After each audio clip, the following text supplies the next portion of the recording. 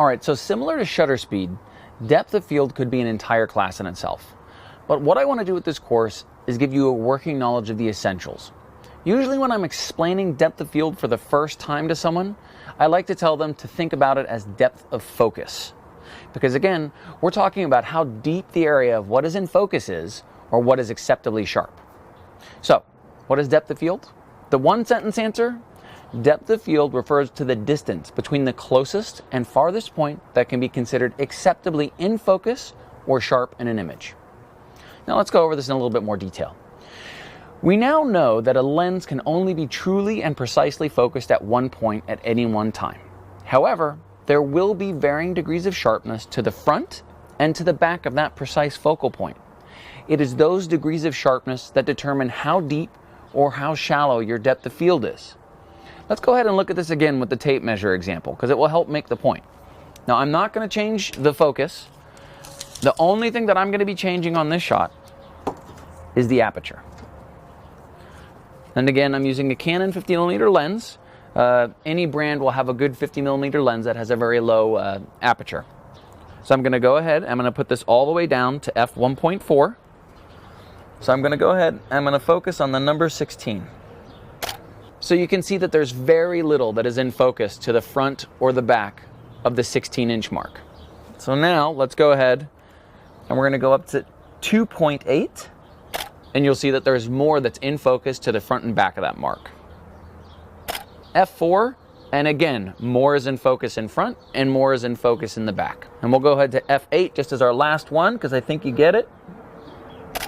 And again, you can see that more is in focus to the front and more is in focus to the back at, again, a higher aperture number.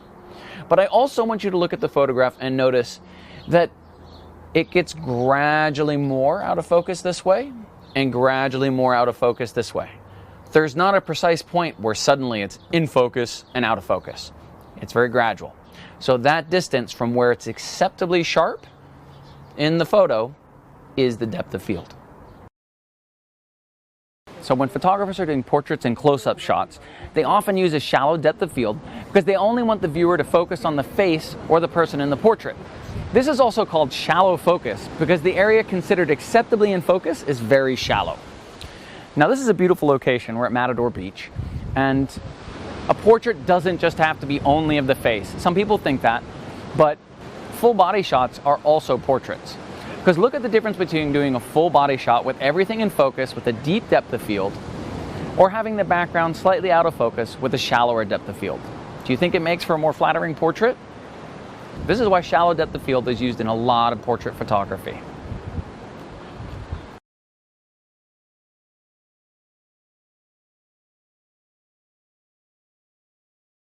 By using a shallower depth of field, you allow the viewer to focus their attention on what you want them to focus their attention on. It's a very powerful creative tool for the photographer and cinematographer. It's also a good way to tone down or get rid of a distracting background. It really just depends on what you're trying to achieve. So if you want people looking at the model, think about it. You might want to blur out the background so it's out of focus while the model is in focus. Then the people are going to be looking at her and not just all the graffiti. But in capturing landscapes, panoramas, and architectural type shots, we almost always want a very deep depth of field so that almost everything is in focus. This allows the viewer to be transported to vast spaces with tons of intricate details that they can look at and find something new in with each viewing. This isn't really a vast landscape, but the light is kind of nice right now. Over this way, there's actually a little bit of a nice shot too. This is also called deep focus because the area considered acceptably in focus is very deep. Notice that both the front light post and the back light post are all sharply in focus.